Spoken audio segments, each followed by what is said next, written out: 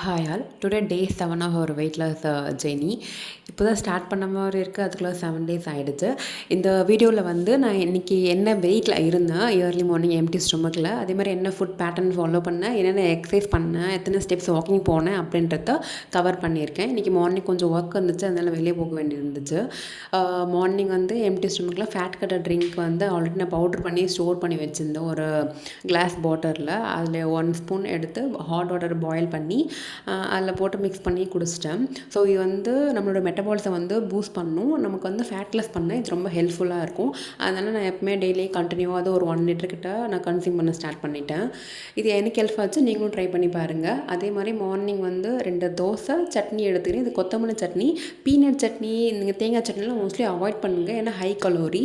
அப்புறம் கொஞ்சமாக வந்து sweet corn and boiled egg எடுத்துக்கிட்டேன். அண்ட் தென் ஆஃப்டர்நூனுக்கு வந்து சாலட் மாதிரி ப்ரிப்பேர் பண்ணிக்கிட்டேன். வீட்டில் என்னென்ன வெஜிடபிள்ஸ் இருக்கோ எல்லா வெஜிடபிள்ஸுமே குட்டி குட்டியாக சாப் பண்ணி அதில் நீங்கள் கர்ட் அதிகமாக ஊற்றி மிக்ஸ் பண்ணி இதை சாப்பிட்டிங்கன்னா இது அரௌண்ட் ஒரு 300 கிலோ கலரிஸ் தான் இருக்கும். பட் செம்ம ஃபில்லிங்காக இருக்கும், பசியே எடுக்காது உங்களுக்கு. அதனால் இதை நீங்கள் ட்ரை பண்ணி பார்த்தீங்கன்னா நடுவில் வந்து இந்த கிரேவிங்ஸோ இல்லை பட்னியாக இருக்கிற மாதிரியோ அந்த மாதிரிலாம் உங்களுக்கு ஃபீலே இருக்காது. வயிறு ஃபுல்லாக இருக்கிற மாதிரியே ஃபீலாக இருக்கும்.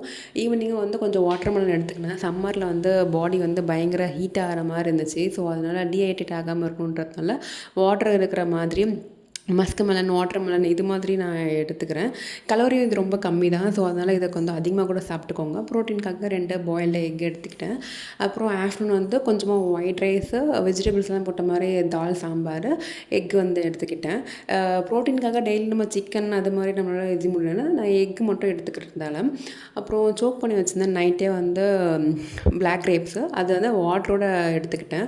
அப்புறம் மார்னிங் வந்து வாக் பண்ண முடியல, கொஞ்சம் டைம் இல்லாததுனால நான் எப்பவுமே ஈவினிங் தான் என்னுடைய ப்ரிஃபர் பண்ணுறது. மார்னிங் ஈவினிங் எதுவாக இருந்தாலும் ஓகே, உங்கள் டைமுக்கு ஏற்ற மாதிரி நீங்கள் ஷெட்யூல் பண்ணிக்கோங்க. பட் பண்ணாமல் இருக்க வேணாம்.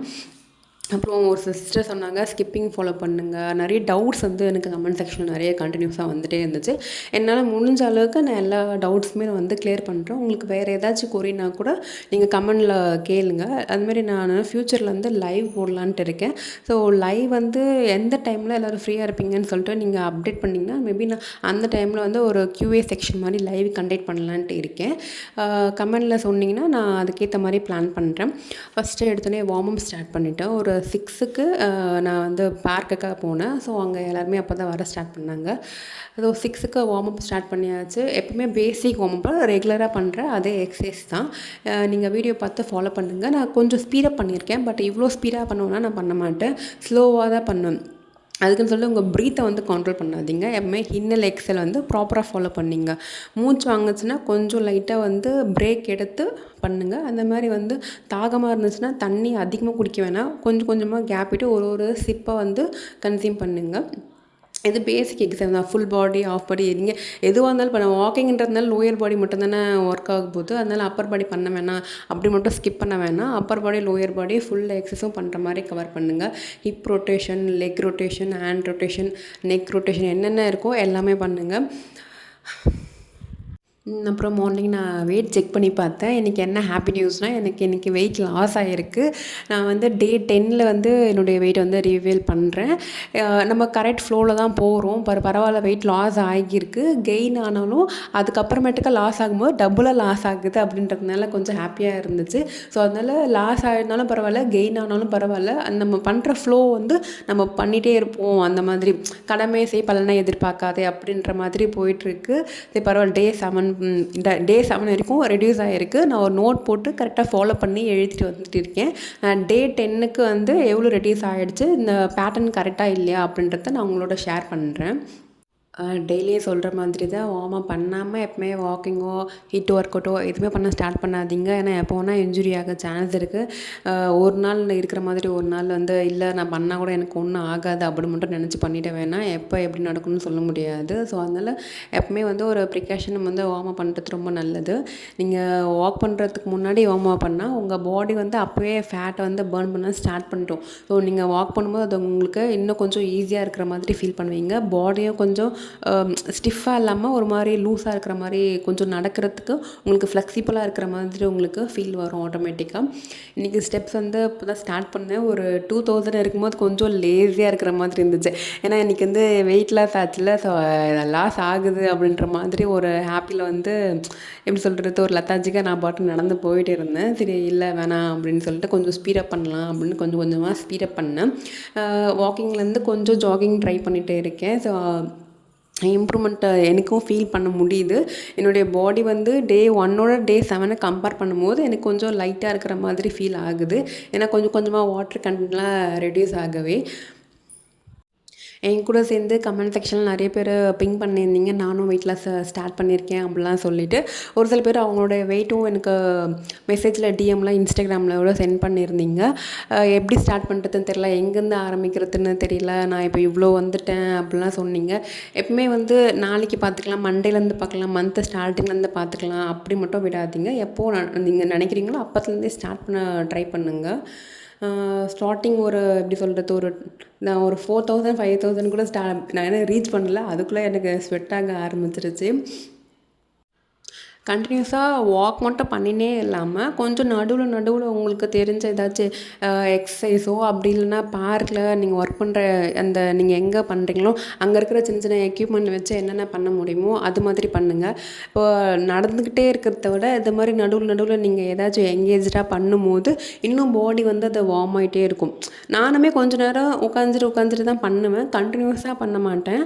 ஆனாலுமே அதுக்கு நடுவில் இந்த மாதிரி ஏதாச்சும் ஒரு சின்ன சின்ன எக்ஸசைஸோ ஒர்க் அவுட்டோ நீங்கள் வந்து ஆட் பண்ணிங்கன்னா அது இன்னும் கொஞ்சம் அதிகமாக உங்களுக்கு வந்து கலோரி பர்ன் ஆகி ஃபேட் லாஸ்க்கும் ரொம்ப ஹெல்ப்ஃபுல்லாக இருக்கும். அதனால சொல்ல வரேன். அப்புறம் இந்த ஜம்பிங் ஜாக்கு, ஹை நீஸு இது மாதிரி ஜம்ப் பண்ணுற எக்ஸசைஸ்லாம் பண்ணும்போது லேடிஸாக இருந்திங்கன்னா ஸ்போர்ட்ஸ் வியர் வந்து மஸ்ட்டு. அது இல்லாமல் நீங்கள் பண்ணும்போது உங்களுக்கு செஸ்ட் பெயின் வர சான்ஸ் இருக்குது. ஸோ கண்டிப்பாக வந்து ஸ்போர்ட்ஸ் வியரை யூஸ் பண்ணுங்கள். கொஞ்சம் ஓவர் வெயிட்டாக இருந்திங்கன்னா இது மாதிரி ஜம்ப் பண்ணுற எக்ஸசைஸை கொஞ்சம் ஸ்டார்டிங் ஸ்டேஜில் நீங்கள் கொஞ்சம் வெயிட் ரெடியூஸ் ஆகிற வரைக்கும் ட்ரை பண்ண வேணாம். உங்களால் மேனேஜ் பண்ண முடியுது, நீ பெயின்லாம் எதுவும் வரலை அப்படின்ற பட்சத்தில் மட்டும் நீங்கள் அந்த மாதிரி ஹைட்டாக ஜம்ப் பண்ணுற எக்ஸசைஸு இது மாதிரி ரொம்ப உங்கள் முட்டிக்கு வந்து வேலை கொடுக்குற மாதிரி எக்ஸசைஸை கொஞ்சம் ஸ்டார்டிங் ஸ்டேஜில் அவாய்ட் பண்ணுங்கள். டயட்டில் கொஞ்சம் ரெடியூஸ் பண்ணிவிட்டு அதுக்கப்புறமேட்டுக்கா இந்த மாதிரி ஜம்ப் பண்ணிட்டு ஸ்டார்ட் பண்ணுங்கள். நான் கொஞ்சம் எக்ஸசைஸ் பண்ணேன், கேப்பிட்டு தான் பண்ணேன். அதுக்கே எனக்கு பயங்கரமாக வேர்த்து கொட்டி ஸ்வெட் ஆக ஆரம்பிச்சிருச்சு. இதில் நான் ரொம்ப நாள் கழித்து பண்ணுறேன். ஸோ அதனால் எனக்கே வரல. நானே கொஞ்சம் நேரம் என்னடா இது வரலையே என்ன இதுன்னு சொல்லிட்டு யோசித்து பண்ணிகிட்டு இருந்தேன். இதில் வேறு பார்க்கில் நிறைய பேர் வாக் பண்ணிகிட்டு இருந்தாங்க, அவங்களுக்கும் டிஸ்டர்ப் ஆகக்கூடாது அப்படின்றதுனால கேமராவை பார்த்து எடுத்துகிட்டு இருந்தோம். இந்த மாதிரி ஜம்ப் பண்ணுற எக்ஸசைஸ் பண்ணிங்கன்னா கண்டிப்பாக ஷூ போட்டுட்டு பண்ணுங்கள், இல்லைனா காலில் அடிபட வேண்டிய சான்ஸ் இருக்குது. எனக்கு அடிபட்டிருக்கு, அதனால் ஷூ போடாமல் நான் ட்ரை பண்ணும்போது அப்புறம் நெக்ஸ்ட் டே உங்களால் நடக்கவே முடியாது. கொஞ்சமாக நான் உட்காந்துட்டு தான் பண்ணேன். அப்புறம் புஷ்அப் எனக்கு வரவே மாட்டேங்குது. நான் எவ்வளவோ ட்ரை பண்ணி பார்த்துட்டேன், வால் புஷ்அப்பு, நீ புஷ்அப்பு, என்ன பண்ணாலும் என்னால் முடிய மாட்டேங்குது. ஸோ அது இப்போன்னு இல்லை, நான் கொஞ்சம் வெயிட் கம்மியாக இருக்கும்போது கூட எனக்கு புஷ்அப் வராது. மேபி நான் இந்த 150 டேஸில் நான் புஷ்அப் பண்ண கண்டிப்பாக ட்ரை பண்ணுறேன். அதுவும் இல்லாமல் நீங்கள் சும்மா ஜாகிங்கே பண்ணியிருந்தாலும் உங்களுக்கு போர் அடிச்சிடும். என்னடா இது ரொம்ப நேரம் போயிட்டே இருக்கிற மாதிரி இருக்கே. கொஞ்சம் வேறு ஆக்டிவிட்டீஸ் பண்ணிங்கன்னா அது டைம் பாஸ் ஆகிடும். அந்த மாதிரி பாடியும் வந்து நீங்கள் ஒரே விஷயத்தை பண்ணும்போது எனக்கு போர் அடிக்கிற மாதிரி இருந்துச்சு. ஸோ நடுவில் இந்த பால் விளையாடுறது, நாங்கள் சொல்ல போனால் பேஸ்கெட் பால் விளையாடுன்னு சொல்லிட்டு பால் எடுத்துகிட்டு போயிருந்தோம். பட் அங்கே பயங்கர கூட்டமாக இருந்துச்சு, ஆளுங்களாம் விளையாடிட்டு இருந்தாங்க. ஸோ அதை வச்சு என்ன பண்ணலான்னு தெரியல, நாங்கள் 2 பேரும் பாஸ் பண்ணி விளையாடிட்டு இருந்தோம். நீங்களும் கூட யாருன்னா கூட்டிட்டு போனீங்கன்னா கம்பெனிக்கு உங்களுக்கு டைம் போகிறதே தெரியாது. தனியாக போகும்போது ரொம்ப லோன்லியாக இருக்கிற மாதிரி இருக்கும். நீங்கள் வந்து 10K ஸ்டெப்ஸ் நடக்கிற போது ரொம்ப டைம் ஆகிற மாதிரி இருக்கும். நீங்கள் கூட யாருன்னா போகும்போது பேசிக்கிட்டே போனாலோ இல்லை பாட்டு கேட்டுனே போனாலோ ரொம்ப ஈஸியாக இருக்கிற மாதிரி ஃபீல் பண்ணுவீங்க. அப்புறம் இன்றைக்கி நான் ஜாகிங்கு, ரன்னிங்கு கொஞ்சமாக இம்ப்ரூவ் பண்ணலாம், என்னடா இது நம்ம வாக்கிங்கே போயிட்டுருக்கோமே அப்படின்னு சொல்லிட்டு நினச்சி இன்றைக்கி ஸ்டார்ட் பண்ணேன். நான் டே 3 டே 4 வீடியோ பார்க்காதவங்க அதில் போய் பாருங்கள். என்னால் சுத்தமாக வந்து ரன்னிங்கே நான் ஓடவே முடியாது. நான் கொஞ்சம் ஒரு எப்படி சொல்கிறது, ஒரு 50 ஸ்டெப்ஸ் நான் ரன்னிங்காக ஓடினாலே எனக்கு பயங்கரமாக மூச்சு வாங்க ஆரம்பிச்சிருச்சு, மயக்கம் வர அளவுக்கு ஆகிடுச்சு. பட் நான் இன்றைக்கி இந்த கிரவுண்டை வந்து 2 ரவுண்டுக்கு மேலே நான் ஓட முடிஞ்சிச்சு என்னால். எப்படி சொல்கிறது, ஒரு 7 டேஸ்லேயே எனக்கு இந்த ஒரு இம்ப்ரூவ்மெண்ட்டு, இந்த சேஞ்சஸ் வந்து எனக்கு தெரிய ஆரம்பிச்சிச்சு. அப்போ தான் நான் ஃபீல் பண்ணேன், இதுக்கு முன்னாடி நான் ரொம்ப பயங்கர லேஸியாக இருந்திருக்கேன் போல் அப்படின்னு சொல்லிட்டு. இப்போ தான் நான் வந்து ஃபிசிக்கலுக்கு ஏதோ ஒர்க் கொடுக்கவே என்னால் முடிஞ்சிருக்கு. நான் தான் இவனெல்லாம் ட்ரை பண்ணாமல் இருந்திருக்கேன் அப்படின்னு சொல்லிட்டு என்னால் ஃபீல் பண்ணேன் இன்றைக்கி நான். ஸோ இன்றைக்கி நான் அரௌண்ட் ஒரு 2 ரவுண்ட் கிட்ட நான் அந்த கிரவுண்டு வந்து ஒரு கேப்பே வராமல் இந்த வீடியோ வந்து ஒரே ஸ்ட்ரெச்சில் எடுத்தேன். நான் பாஸ் பண்ணி கூட நான் எடுக்கல, ஒரே ஸ்ட்ரெச்சில் எடுத்த வீடியோ இது. என்னால் முடியுன்றது எனக்கே இன்றைக்கி தான் தெரிஞ்சிச்சு. அப்புறம் முடியல வந்து உட்காந்துட்டேன் கொஞ்சம் நேரம், டயர்டாக இருந்துச்சு. அப்புறம் பாடியை கொஞ்சம் வார்ம் பண்ணிக்கிட்டு கொஞ்சம் ரிலாக்ஸேஷனாக இருந்துட்டு ஸ்டார்டிங்கில் ரொம்ப ஸ்ட்ரெயின் கொடுத்துக்க வேணாம், இன்றைக்கி தான் டே 7ல் இருக்கோம். ஸோ கொஞ்ச நாள் வெயிட் பண்ணி பண்ணலாம். ஒரே நாளில் 2 ஹவர்ஸ் 3 ஹவர்ஸ்ன்னு கண்டினியூவாக பண்ணி எனர்ஜி லாஸ் பண்ணுறதுக்கு பதிலாக டெய்லி வந்து 1 ஹவர் அந்த மாதிரி பண்ணால் கூட ஓகே தான். நீங்கள் ஒரே நாளில் 3 ஹவர்ஸ் 2 ஹவர்ஸ் பண்ணுறதுக்கு பதிலாக எவ்ரிடே ஒரு 1 ஹவர் பண்ணிங்கனாலே அதுவே கன்சிஸ்டன்சி தான் அதுங்க ரொம்ப இம்பார்ட்டன்ட். ஸோ டெய்லியும் அது மாதிரி ஒரு 1/2 ஹவர் 1 ஹவர் பண்ணுற மாதிரி ட்ரை பண்ணுங்கள். அப்புறம் வீட்டுக்கு வந்துட்டு ஸ்ட்ரெச் பண்ண ஆரம்பிச்சுட்டேன். ஏன்னா ஸ்ட்ரெச் பண்ணாமல் விட்டால் நம்ம நாளைக்கு நம்மளால் பண்ணவே முடியாது. அந்தளவுக்கு காஃப் மசில்ஸ் வந்து பயங்கர வலிக்க ஆரம்பிச்சிரும், தை மசிலுக்கும் காஃப் மசிலுக்கும். அதனால் லோயர் பாடி தான் இம்பார்ட்டன்ட் கொடுத்து நான் லோயர் பாடிக்கான ஸ்ட்ரெச் மட்டும் பண்ணேன். இப்போ நான் மோஸ்ட்லி ஃபோக்கஸ் கொடுத்துட்டு நான் கீழே உட்காந்தா எழும்போது கை வந்து கீழே தரையில் ஊனாமல் எழுந்துக்கிறதுக்கு நான் ட்ரை பண்ணிகிட்ருக்கேன். பட் அது என்னால் முடியல. இந்த வீடியோவில் பார்த்தா கூட தெரியும், நான் எழுந்துக்கும் போதும் உட்காரும் போதும் கையை வந்து தரையில் ஊனி தான் எழுந்துக்கிற மாதிரி இருக்குது. நான் எப்படின்னா ஒரு டே 25-30க்குள்ளே கீழே உட்காந்து எழுந்துக்கும் போது கை ஊனாமல் எழுந்துக்க நான் ட்ரை பண்ணுறேன். கொஞ்சம் ப்ரீத்திங் எக்ஸசைஸ் மட்டும் ப்ராப்பராக பண்ணிட்டேன். ஏன்னா நீங்கள் எக்ஸசைஸ் பண்ணும்போது பயங்கரமாக மூச்சு வாங்குவோம். ஸோ அதனால் இன்ஹேல் எக்ஸலை வந்து ப்ராப்பராக வந்து மெயின்டைன் பண்ணுங்க. ரொம்ப நேரம் மூச்சை வந்து ஹோல்ட் பண்ண வைக்காதீங்க. அவ்வளோதான், இன்றைக்கான வீடியோ முடிஞ்சிருச்சு. இந்த இன்றைக்கி செம்ம ஜாலியாக இருந்துச்சு. ஏன்னா நான் என்னுடைய அச்சீவ் பண்ணிட்டேன்னு ஒரு ஹாப்பி, வெயிட் லாஸும் ஆகியிருக்கு அப்படின்ற ஒரு ஹாப்பி. ஓகே, பாய். நாளைக்கு வீடியோவில் பார்க்கலாம். தேங்க்யூ.